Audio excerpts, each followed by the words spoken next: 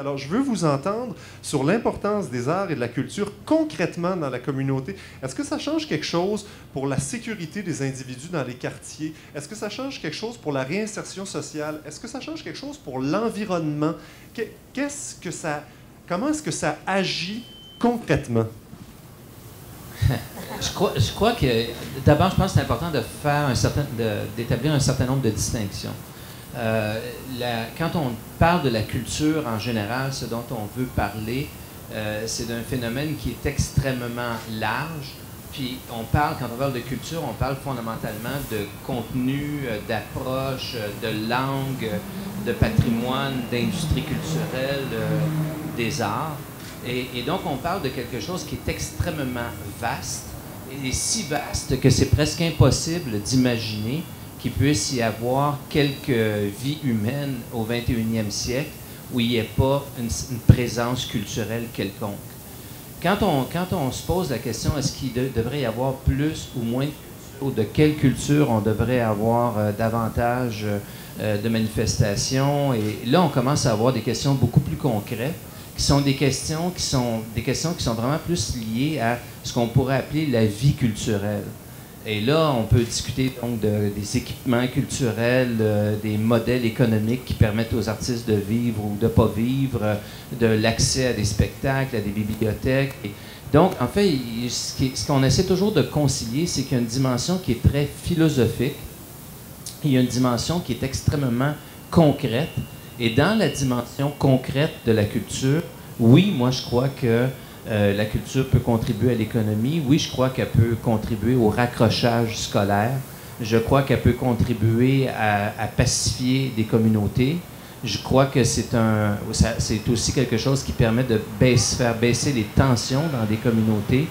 J'avais donné une entrevue après les grandes émeutes qu'il y a eu à Londres, puis c'était quand même assez fascinant que beaucoup de gens disaient que au moment où le mouvement punk était très fort en Angleterre, il y avait beaucoup moins d'émeutes dans les rues comme ça parce qu'il était canalisé par tous les groupes punk, par ce mouvement-là. Puis toutes les fermetures qu'il y a eu en Angleterre, des maisons de disques, des groupes, toute la difficulté économique d'avoir des lieux de rassemblement, des festivals où on peut s'exprimer puis crier sa révolte quand on est jeune, forcément, ça allait déborder éventuellement dans la rue, il n'y a pas le choix. Donc, moi, je pense que la culture est quelque chose qui stimule et canalise le besoin d'expression des individus, qui stimule et canalise le besoin d'identité. Et moi, quand on parle de culture et d'identité, moi, j'insiste toujours qu'on mette un S à identité, parce que la culture transporte tout le monde.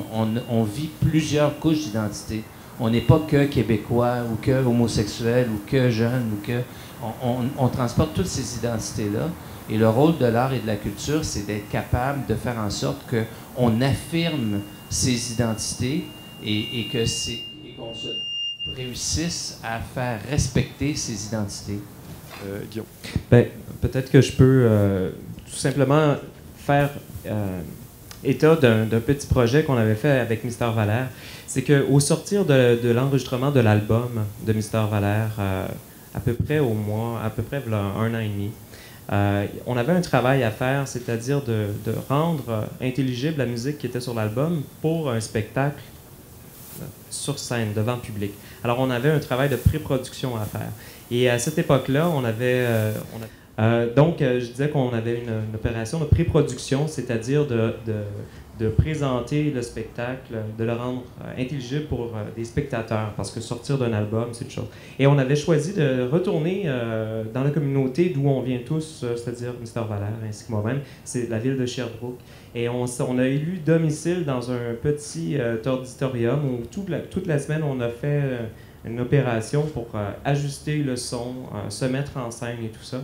Et au terme de cette semaine-là, on a invité des écoles à venir faire un petit tour et à voir comment ça se passait, tout ça, comment on monte un spectacle au niveau du son.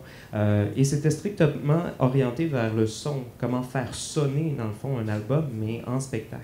Et finalement, on s'est ramassé avec des jeunes de 4e année, 6e année, secondaire 1, 2, qui étaient complètement, mais omnibulés, hallucinés de voir à quel point des jeunes qui viennent de Sherbrooke et qui vivent de leur musique aujourd'hui, là où ils sont rendus, ben, comme quoi c'est aussi possible pour ces jeunes-là, les jeunes les étudiants du primaire qui étaient là, c'est aussi possible pour eux. Alors, il y avait comme un espèce de transfert d'espoir par rapport à la possibilité de vivre de sa culture, de faire ça. C'était pour la plupart des musiciens, des jeunes qui étudiaient la musique au primaire et au secondaire. Et pour eux, c'était la possibilité d'avoir accès à un modèle. Et tantôt, vous faisiez allusion à toute la dimension raccrochage scolaire. Je pense que c'est important de voir un débouché dans l'environnement où on est. Et je pense que ça peut passer par les arts et la culture nécessairement.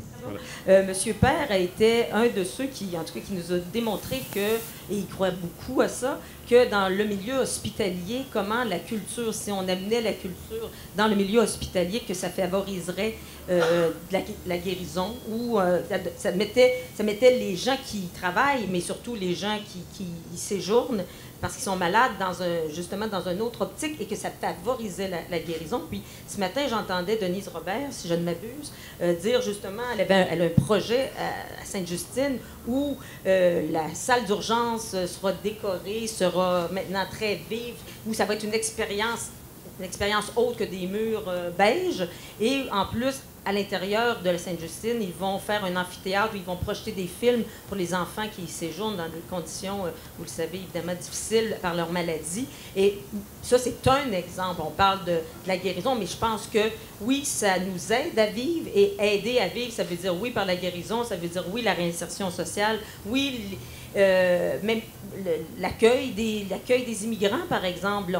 C'est par notre culture, on les touche par notre culture, et par ça, ben, on peut se rapprocher peut-être plus rapidement. Il y en a qui voient dans le fait d'avoir à parler français rapidement un plus plutôt que quelque chose qui éloigne, la langue faisant partie de notre culture. Alors, moi, je pense que c'est plein de facettes où la culture en soi est vraiment un facteur de développement d'une société de façon générale. Voilà.